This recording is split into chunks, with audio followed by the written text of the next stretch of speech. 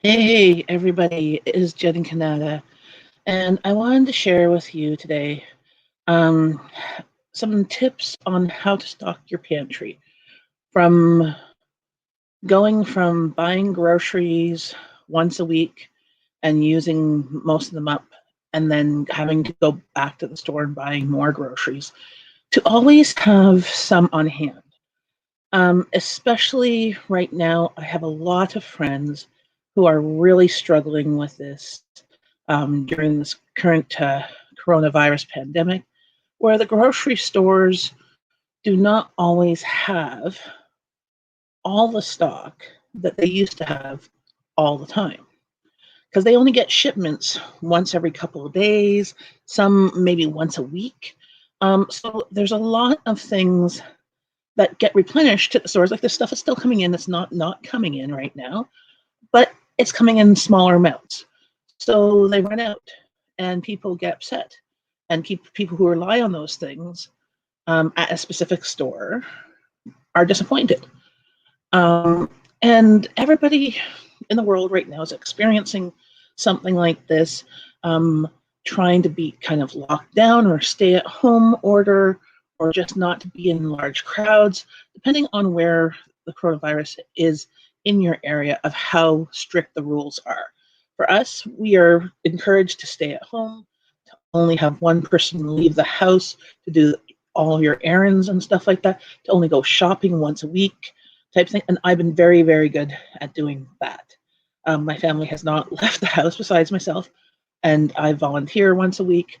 And if I have to go to the store, I try and do it that same day or another day once a week. But I've been very lucky to have friends that do go to the store, and I give them a list of things that we need and to help replenish my stock that I've used the past couple of weeks, and to think ahead, shopping the sales, buying extra, buying bulk. But it's really hard to do when you're doing it through somebody else. But I wanted to share with you to kind of, like, I have one friend that I've been working with, um, who rarely used her freezer. Okay, she only had the freezer above her fridge.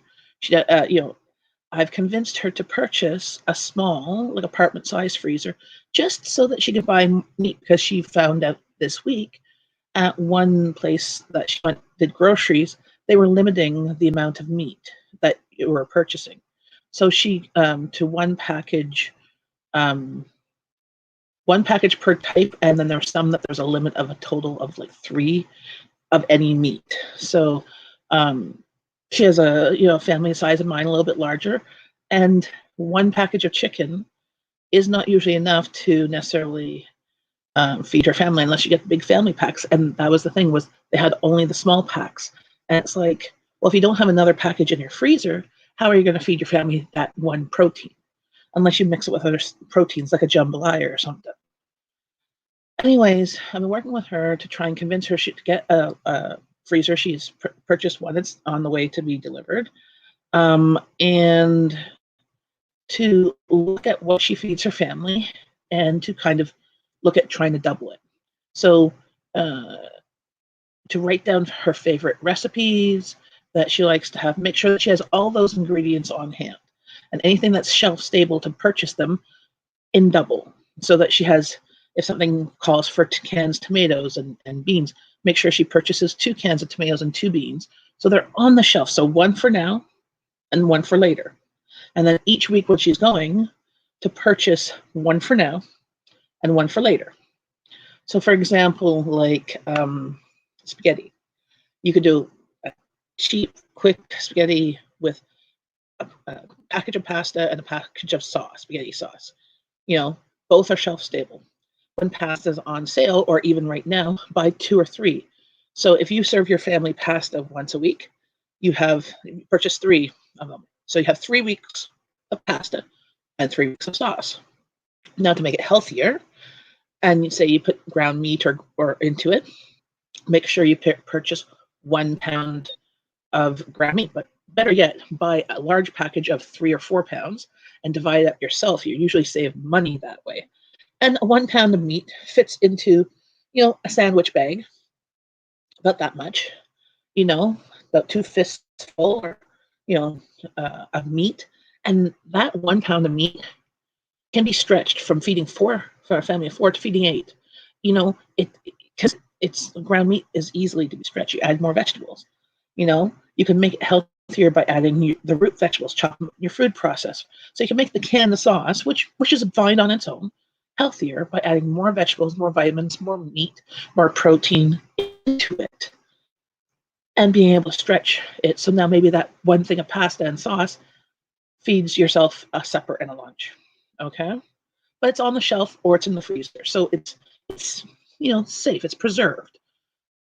To better yet, just in case there's a power outage and stuff, if you pressure can the cooked ground meat, all those things could be on the shelf, and you won't have to worry about it being in the freezer and losing it due to like a power outage or something like that.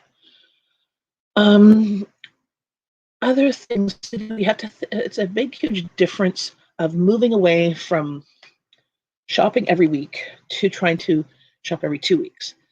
The less we're in the stores, the less we're out in public, the less chance we have of getting exposed.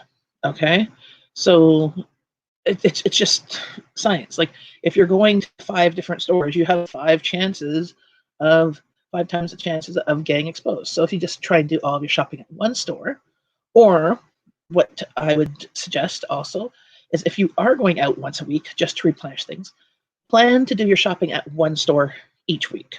So one week you go to Costco, you get all the things you need to get at Costco, the big packages of meat, the big packages of things, and cut them up to be put in the freezer. The next week you go to your local grocery store, like a Food Basics, like a discount grocery store if you have it in your area, and get all of your other canned items and discount meats, vegetables, whatever, and enough fresh food to last 1 or 2 weeks. And then, the next week you go to another place that has a good sale. Whatever has the best sale, go to that store and buy more than one, if you can, of that thing that's on sale. Then you're never, ever, ever paying full price for food, or in times like this when you are relying on what's available and it might not be on sale, and so you've used up all your stock and you have to actually buy it, or well, not necessarily have to, because you can always change your menu. You can pay the full price and suck it up once in a while. But if you buy the stuff on sale enough to last you at least 2 weeks minimums to start with, then work up to be a month, then 2 months, then 6 months, and then maybe even a year's worth. And you have to make sure you only purchase the stuff you actually will eat. Like, it is wise to also have dried beans and rice on hand, because that's a complete protein. And when times are really lean, you can rely on having beans and rice. You could change it up with a bit of salsa or other seasonings to kind of give it better flavor. But when times are tough, beggars can't be choosers, right? So you can access that, but you're not going to want to eat plain beans and rice once a week for a year. But beans and rice will last much longer than a year in proper storage containers. They're dried. Like, what are they going to get more dry? you know? Um, so they will last a long time. But make sure you have, I would suggest, 3 to 4 months worth of beans and rice, just in case, for those emergency situations or when you actually use them and want to use, and eat them. And then when you're noticing that they're getting to the halfway mark of whatever that container is that you're storing, let's say in 3 or 4 months worth of that, that's when you put on your list to buy. Because buying in bulk saves you money. Buying something, not most of the time, buying something for 1 pound versus 50 pounds, you can get 50 pounds of something usually cheaper than buying 51 pounds of something. Now, there's always, exceptions to the rule, as I found when I've bought stuff at Costco or other places, that sometimes the big package of whatever is their normal price, and sometimes the smaller package is on sale. Well, when it's on sale, it's cheaper than buying the equivalent of big package. So that's when you gotta look at your price per unit, price per 100 grams, price per ounce, price per pound, price per kilogram, whatever the weighing measure is, you have to look at that and work it out. Another thing to do that I strongly, strongly, strongly suggest is to start making a price book. So start today. Start when you do groceries. Write down everything that you purchase and what you paid. So if your chicken legs were $1.99 a pound, write that in there. And then when it's cheaper than $1.99, you can look at your thing and go, oh, it's cheaper than that. I will buy it.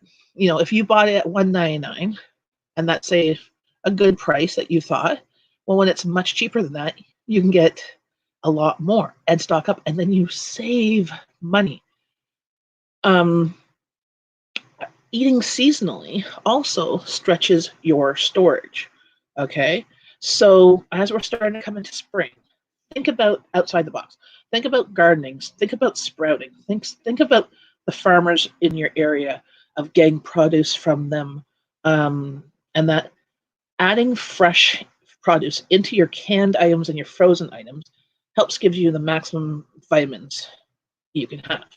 Okay, think about planting fruit trees on your property. Even if you live in a townhouse like me, I live in a townhouse. Think about container gardening. Think about community garden. Think what you can grow in your house, what you can grow outside, what you can grow in the sun, and and repurpose things. I'm going to be growing lots of tomatoes, and probably I'm going to try to do some cucumbers. I'm not very successful doing cucumbers here or even at my community garden plot because it's not big enough to really do cucumbers and anything else. This year I am planning on planting a lot of herbs because we really love basil. We love fresh basil all year round. And if I can plant a lot of herbs in pots, I can hopefully bring some of them in the fall and hopefully keep them up for at least a couple of months. Then I don't have to buy the expensive fresh basil at the store. But also what I'm planning on doing is making stuff more for the freezer with the fresh basil. We like fresh basil, but we like pesto. So I can easily make pesto and freeze it. I can make pesto, and I think I could can. I think there's a canning recipe for pesto. But I could just take the basil itself and chop it up and freeze it, and then do the rest with frozen stuff. Or dry it. Do drying the basil, dehydrating it, all that stuff. But eating seasonally will help stretch your pantry. A lot of resources say that you should have at least 3 to 6 months of storage during normal times. Okay, not even just right now, during normal times, because you never know when you are going to get sick, whether you're going to lose your job or your hours at work get cut and you're having less money come in. You have an added expense like a new baby or medical bills, or your car broke down and you need to get a new car, so that or all those things, or your roof needs fixing and you need to redo your roof. So you never know when times are going to be tough, when times are going to be tight. And the easiest thing to do to get instant money is to cut your grocery budget. But you can't cut your grocery budget if you don't have food that you can eat in your house. So you have to slowly, I would suggest slowly, so it's not too, don't jump into anything too much too fast, because you'll end up wasting a lot of stuff, especially if you're going to go, I'm going to can everything, and you got a pressure canner and a water bath canner, and you just bought like a whole bunch of tomatoes and you're going to can them. Canning, from experience, takes time. And not trying to discourage you to not do it, but after doing a couple of days of canning, you're exhausted. So that's why you should try and plan to do it throughout the year. Once a week, a couple times a week. Well, in the springtime and the fall, I'm canning like nonstop because my garden is producing. I want to preserve it the best way I can. And the sales of the food in the grocery store, the farmers markets, and stuff like that are the best because they're growing. The stuff is all harvestable. It's all ready, and you can preserve that any way you can. Is going to help save your family. But also think don't do what I did. When I first started canning, I started trying to can a lot of things that I liked or I thought was interesting. And I canned like a lot of it, like 10 or 20 of something. I should have just done a couple of something to try it out for myself and for my family.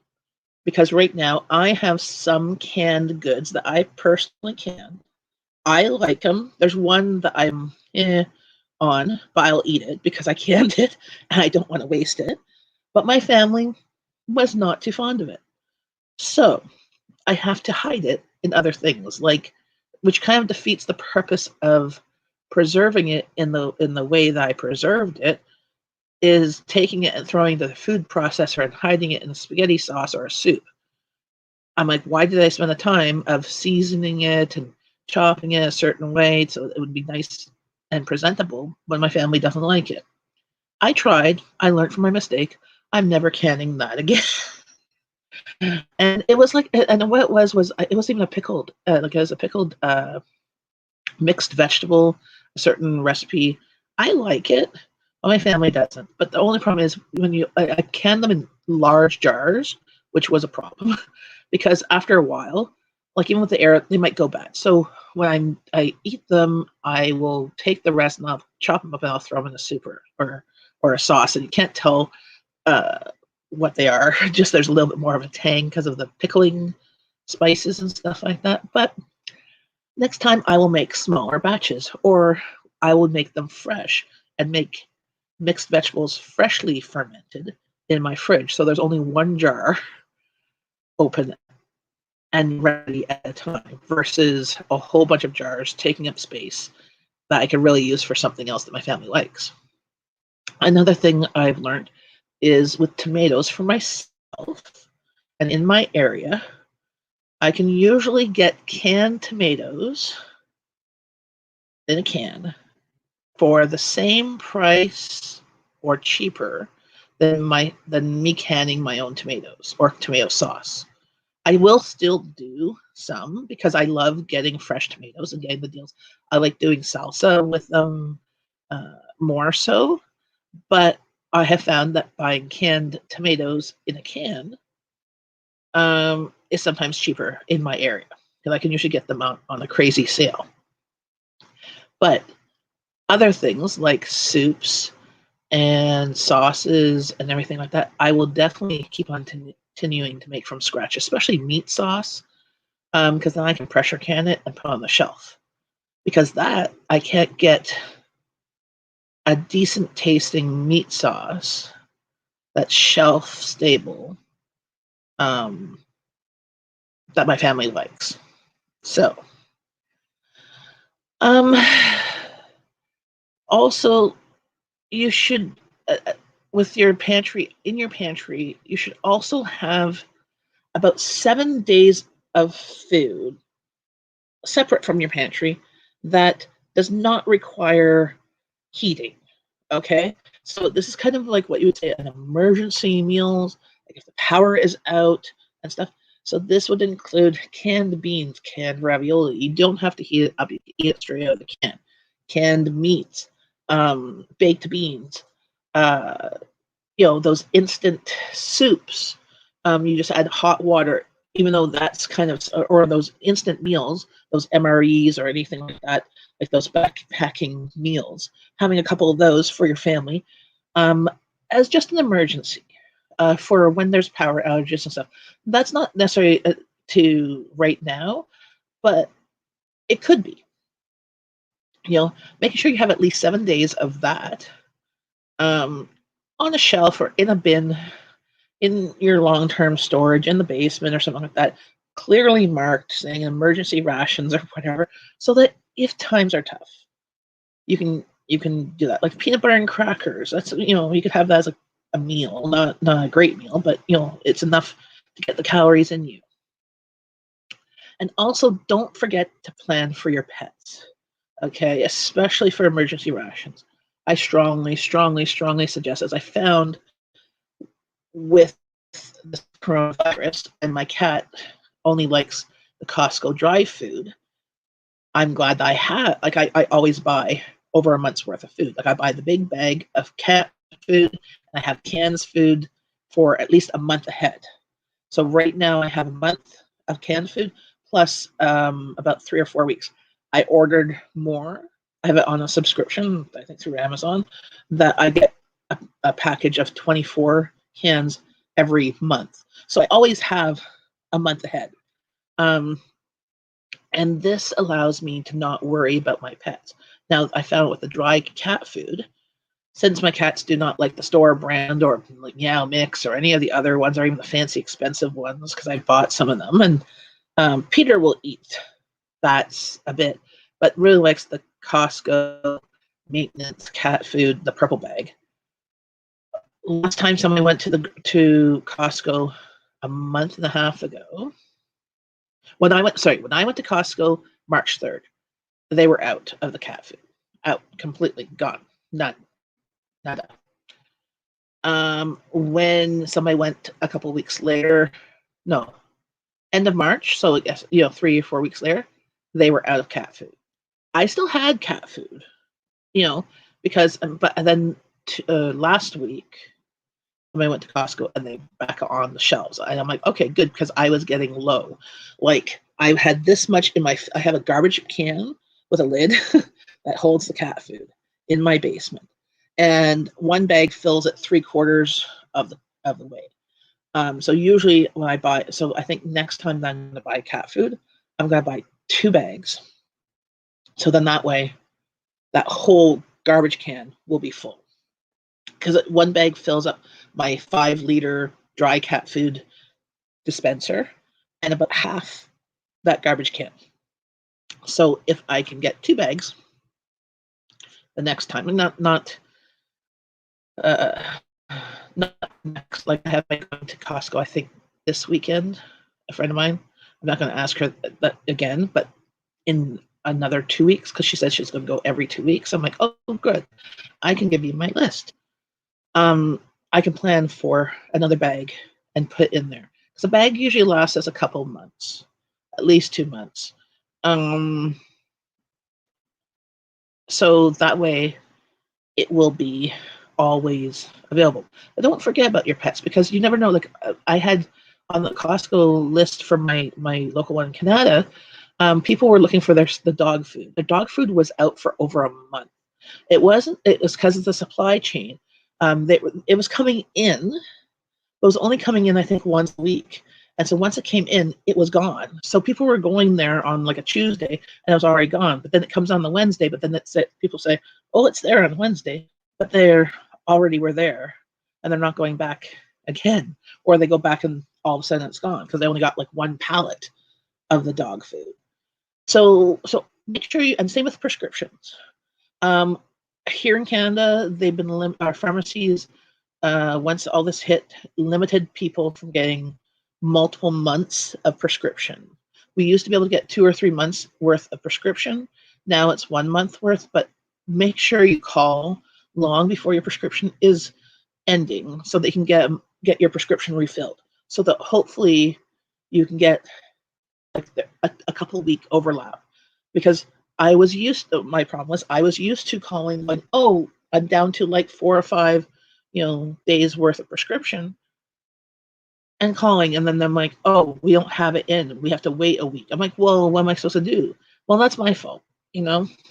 So call long before it's needed to be ready for pickup if you have limits on it. And if you can get 2 or 3 months worth, do that, but don't do that to hurt your neighbor. If everybody just kind of made sure that they had like a month's worth of food, everybody would be fine. So that when there was shortages, those who weren't prepared could get stuff, and those who were prepared would be fine. Because we're all in this together.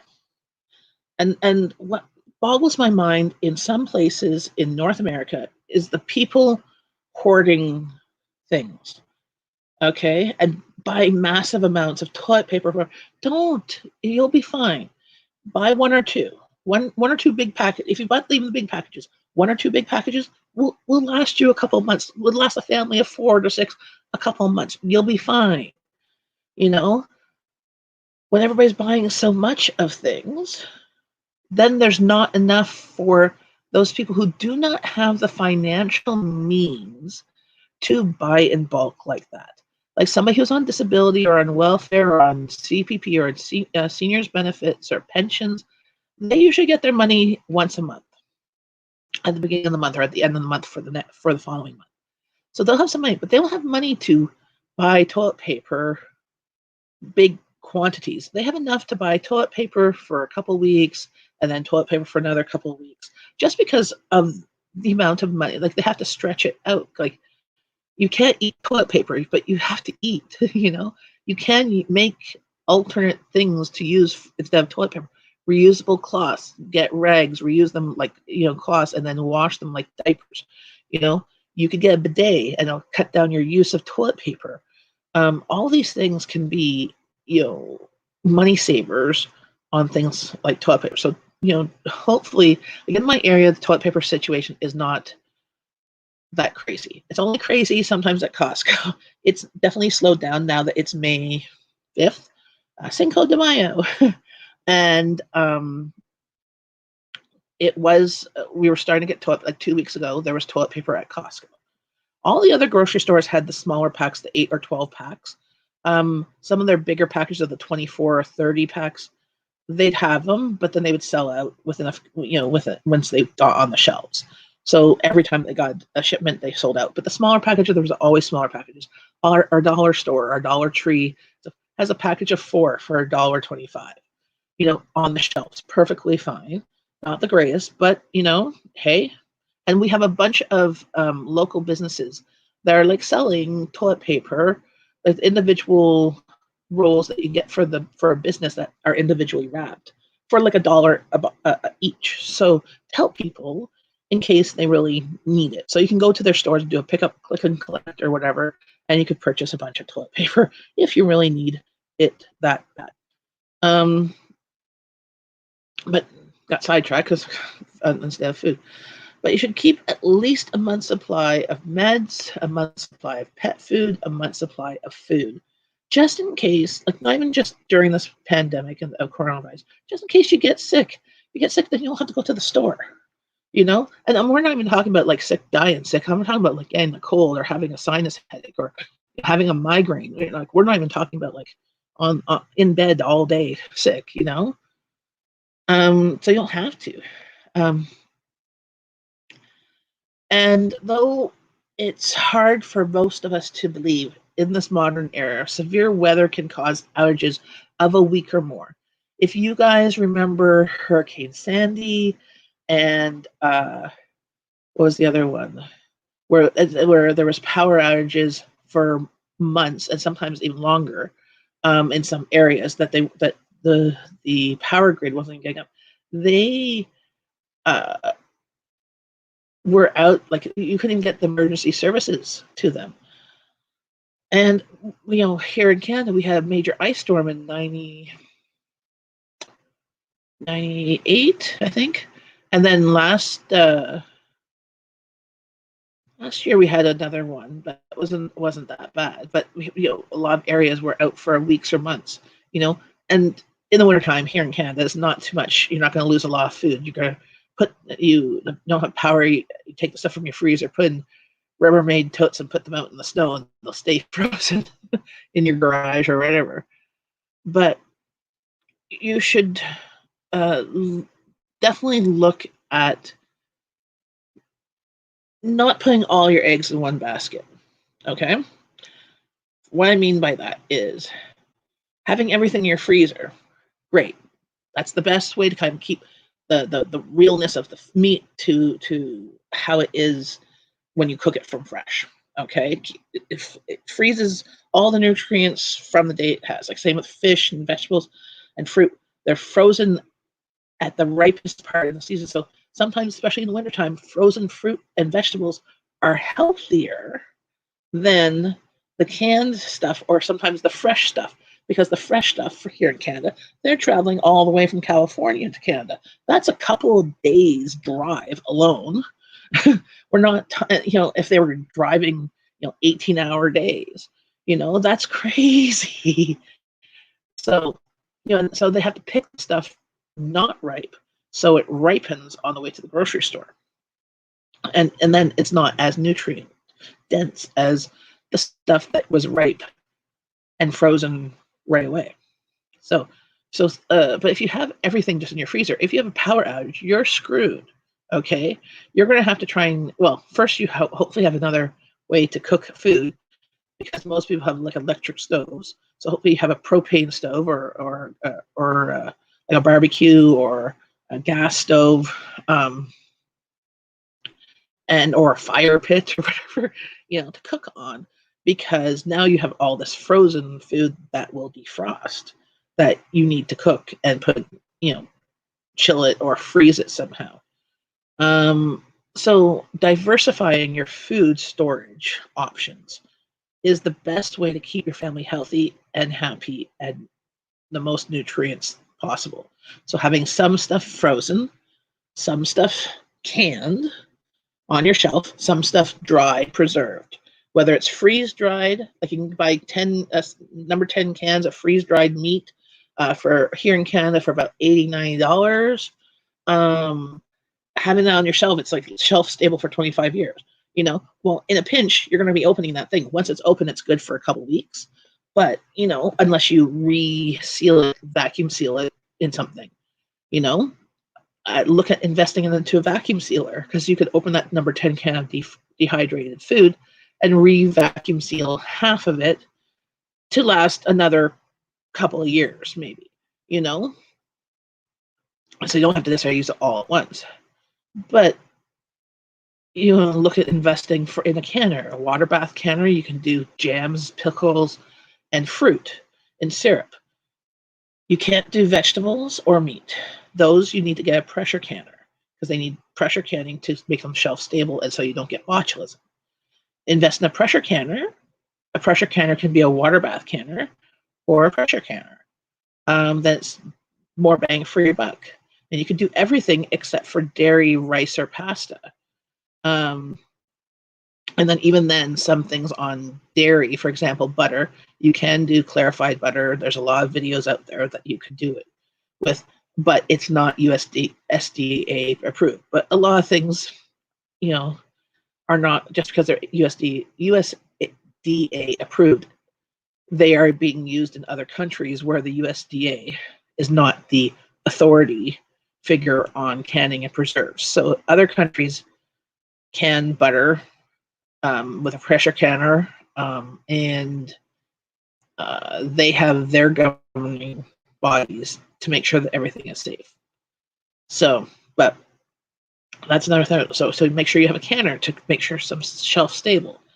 Also look at a dehydrator, or use your oven, or use the sun in the summertime to, sun-dried tomatoes, dehydrate in the oven. Just takes longer and uses more energy than a dehydrator.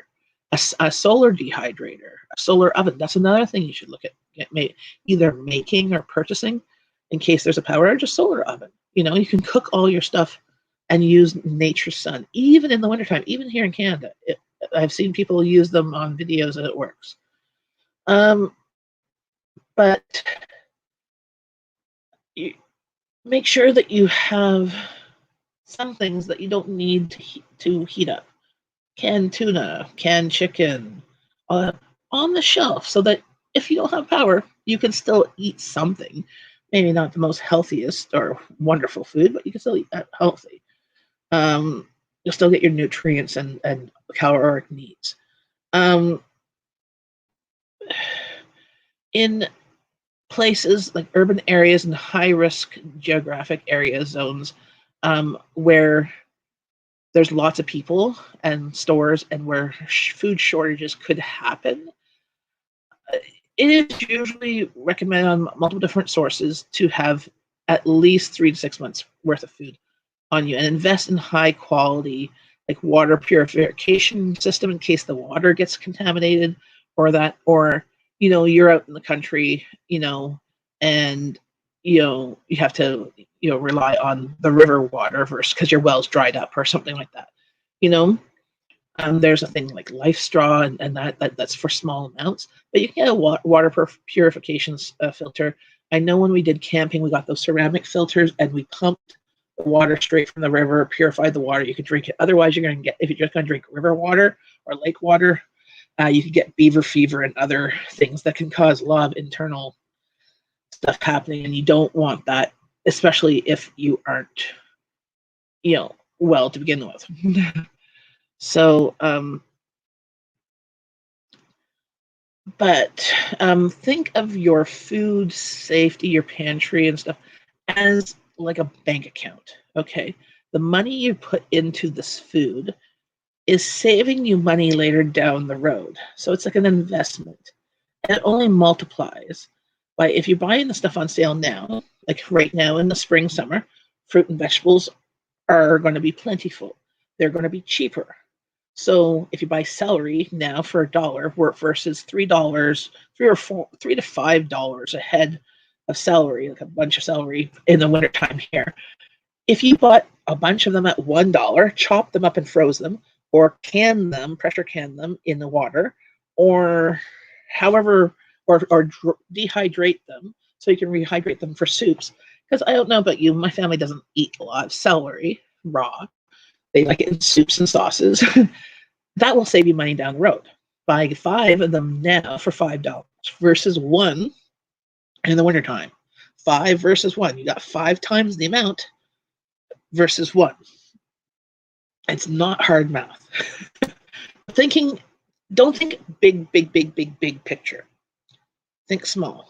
Think focused. Think, because you're going to get overwhelmed. Think one thing you can do today to preserve food for your pantry.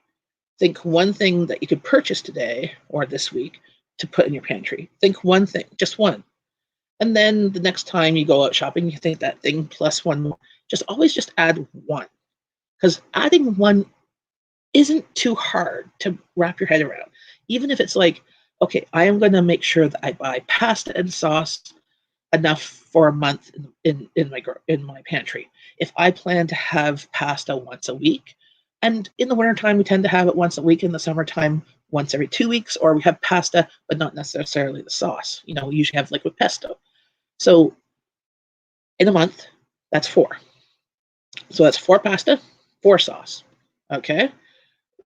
And if you want to get different, maybe 4 different sauces. Get a red sauce, a white sauce, like Alfredo, get a pesto sauce, maybe a rosé. There, you got 4 different pastas, so your family's not going to get bored. Well, next month, do that again. 4. You probably have not eaten all 4. So maybe you'll add, if you did eat all 4, well, maybe add 6. So get 6 pastas and 6 sauces. If you haven't eaten that, still add 4. So that you slowly build a base of having 3 to 6 months worth of that thing on your shelf. Your family might get tired of it, but they will also be appreciative when there is no other option. So as I found during this pandemic, of me not going to the store, my family realizing I can't just go to the store. My family wants pad thai.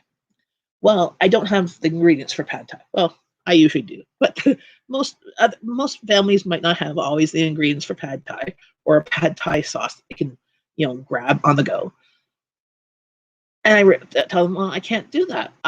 Here's my options. I have this. I have orange pineapple or ginger pineapple sauce, or this sauce, or like a chili sauce, a sweet chili sauce. These are my options, And then they're like, oh, well, then we have, given a different option. Like, you might have the protein, but you don't have the sauce. You can either make the sauce from scratch, or you can buy the jar. I usually have the ingredients to make most of the sauces by scratch by buying the individual ingredients. But I also buy the jar sauce to have in my pantry for those nights that mommy is just exhausted and I don't want to make the sauce from scratch, or I delegate to my kids to make supper because I have a headache or a sinus cold or I'm sick and stuff. I can say, here, take the meat, pan fry this, here's the sauce, mix it together, put on rice noodles. Boom. Not hard. Throw some vegetables in there. Not that hard. Whether they throw vegetables or not, I can't be in control when I'm not in the kitchen. Another way to also save money is think about planting a garden. whether you live in an apartment, a townhouse, or in the country, you can plant a garden. An indoor garden, there's a lot of these indoor garden things, these aero gardens, these hydroponic gardens that you can grow in your house with lights and everything like that. You can invest in a system like that, or you can build a system like that yourself. There's here in Canada, we have a very short window. Like right now, May 5th, it's actually cold outside, and they're talking about a polar vortex. It's cool. I'm wearing a sundress because I'm in denial. And it's cool. It's like maybe 10 degrees Celsius, maybe 8. But people outside are wearing jackets. uh, think about container gardening. We have a very short period of garden season. Usually, we don't put anything into the ground until the end of May, May 2-4 weekend, usually beginning of June. And then it's usually harvestable. And by July, end of July, some things, by end of July, some things, end of August, and into September. But then we can have our first frost Labor Day. So usually we don't. Usually we have it by the end of September. So things like tomatoes, I plant my tomatoes. I get them usually from plants. I plant some from seed too. And I'm not very good at growing them from seed and then putting them in the ground. It's not my skill because I have a lot of light inside my house. As you see with my room, I have a light. It's a very dark house because the sun goes this way over our house. So our window is behind you and on the other side. So the sun doesn't actually come into the house. It just goes over the house. It's like it wasn't planned very well for sun exposure. So, and the same thing with my yard. My yard is a lot of shade.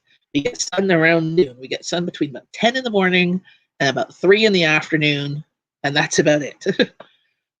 So planting stuff in my yard and stuff is sometimes difficult, but I'm going to be experimenting with a lot of different container type gardening and that to save money from buying food at the store, save me from going to the store, going out to my yard and picking up the vegetables and herbs and stuff like that, and preserving it. So as the stuff is harvestable, if the herbs seem to all be ready around the same time, harvesting them, drying them, putting stuff away, freezing them, so that you have some later on and you don't waste it, right? And think about going to the farmer's market. You can usually get a good deal on a bushel of tomatoes or a bushel of carrots, or look at other means. I've been really researching for me because I don't drive. So this is part of my thing. It was one of the things I was planning on doing this year was maybe getting my license, but not that we could afford a car anyways. But at least if I had my license, I could rent a car and do stuff. But that's one thing I might do still. But the driver's places aren't open yet. So I might look at getting the book for that. But since my ride to do groceries is a senior, she has been in isolation because, she has other medical conditions besides being over 65. And she hasn't been able to take me to go grocery shopping. So I've been relying on friends messaging me saying, hey, I'm going to the store. Do you need anything from Food Basics? I'll look on the Food Basics app, the flyer, see what's on sale, put a list together. They usually get about 75% of the things on the list because either the stuff that's on sale is not available or ran out, or they can't find it in the store. Like, I don't know what it is with my area, but every single store that my friends have gone to, I put on the list Oktoberfest sausages, and only one of them was able to find one package. Like, they were out of them, and they weren't even on sale anywhere. So I don't know. Everybody likes Oktoberfest sausages in the beginning of spring, but they're my family's favorite sausages. So when I do see them on sale, I'm definitely going to put some in the freezer. But I've been looking at restaurant distributors. A lot of them are now offering to sell to households, but with a minimum amount of order. I've been looking at a few. There's a couple meat markets, and putting a meat order in for them because at least I'll know I have 50 pounds of this. Before all this started, I picked up a meat order of beef, so I have a lot of beef right now, and a lot of ground meat and roasts and steaks. So I think I'm pretty good until middle of summer for that, because we don't eat beef often. It's usually once or twice a week max. and usually it's ground beef because it's usually more affordable. And we like our steaks on the grill versus in the pan on the stove, usually.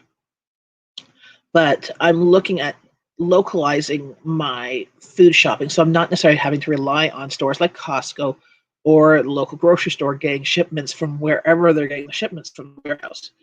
I'm looking at contacting certain farmers and seeing what type of food I can get from them, and hopefully if they can deliver.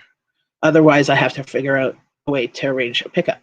But if I can contact them and start a rapport with them, at least I know when things are ready, I can purchase a large amount of something. So, for example, if they're a vegetable farmer and it's tomato season, I can go and say, okay, how much would 50 pounds of tomatoes be? Or how much would 25 pounds of tomatoes be?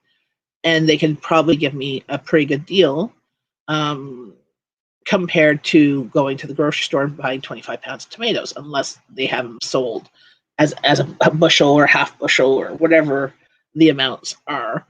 Um, but in that way, you're more resilient to food shortage disruptions. Because right now, there was just a thing about Costco.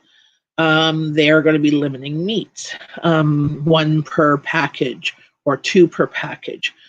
Up till now, there was only a couple of times shortages on chicken and or beef, like not at the same time, and it was whatever there was a shortage of it coming in from the distributor. So there was either truck troubles or whatever for that week that they just said, okay, we're just limiting it to one or two. But the last 2 weeks, there wasn't really much limits on. But now they're saying that stores nationwide, US and Canada, will be limiting the amount of meat. For my family, that's okay, because I have a family of 4. So one package of pork, one package of chicken, or one package of beef. If I'm smart enough, I'll buy the biggest package I can find. Because it's usually cheaper the bigger the package, price per pound. And then take it home and butcher it myself. And that's what I did with the pork loin. I got pork loin. My friend went to Costco, and it's still in my fridge. I'm going to cut up some with pork chops, cut with some with cube meat, and I'll have at least 3 sections. One will be a pork roast, one will be for pork chops, and one will be cubed pork for things like pad thai, my Asian dishes like sweet and sour pork, or anything like that. So if we all kind of try to do our best to move away from grocery shopping to buying directly from farmers, we know where our food is coming from. We know that if there is distribution disruptions, or the meat packing, I've heard stuff of meat packing plants close, so that there might be shortages on that. And then some are now reopened, but there's going to be pockets where there won't be any enough available for what we normally are purchasing. If you know a farmer that has beef cows that they have to slaughter anyways and still will have frozen meat available, you can purchase from that person even when there's not that meat in the grocery store. Now, sometimes the prices are better, sometimes the prices are more expensive. Usually they're more expensive than the grocery store sale prices because they're better quality of meat, right? And they are charging just above what the butcher charges them, so they can make a tiny bit of profit, right? Which is fine, which is fair, which is what you want. Like, you want the farmers to still be able to grow stuff so that they can still feed everybody. But also things like, if you look at going for a cow, you could talk to a farmer and ask them, hey, how much would it be to raise this cow? If I paid for the feed for this cow, let's say, can I pay for the feed of this cow and pay for the butchering of it? And try and save money. See if they're up for that. I know a friend of mine did that. They bought a calf from a farmer for like $100, and then they paid for the amount of feed to feed the cow, like on the farm. So they did it themselves. So they didn't bring the cow home and feed it. So they paid for the amount of feed for the cow for the so many months it was, and then they butchered it. I think it was a cow. Maybe it was a pig. It might have been a pig, whatever. Because I think it was only a few months. It was like maybe 5 or 6 months. Might have been. I think it was a pig now. Anyways, and it cost them so much less, and then they paid for the butchering fee. So they said, okay, well, let me know. Give me the bill from the butcher. So the farmer made money because the feed, like they're paying for the feed, like they're charging a price, but there was a dispensing fee and stuff so. It was not all onto the farmer to have to put out the money to feed this animal that might get sold later on, because sometimes they don't get sold, right? But you still have to pay up front, so it helps the farmer loosen up some money that way. But also just rethinking how you feed your family. Think about eating seasonally. Think about eating less meat, because meat is expensive. Think about adding more beans and vegetables to your diet, because that's healthier. Think of eating regionally. Like, for example, Canada is the largest exporter of lentils. Go figure. Like, if lentils are cheap and they're high form of protein and they're easy to cook, why am I not cooking them more often, even though that they are just grown just a couple provinces over and they're cheap? I should, in theory, add more lentil dishes to my diet. So think about that. Lentils are dry. You could put them in mason jars and keep them in your shelf. Keeps the mason jars, the glass, and the lids, keep away any bugs or anything. Then they're not going to go rancid or anything because there's no oils in them. So they're just dry.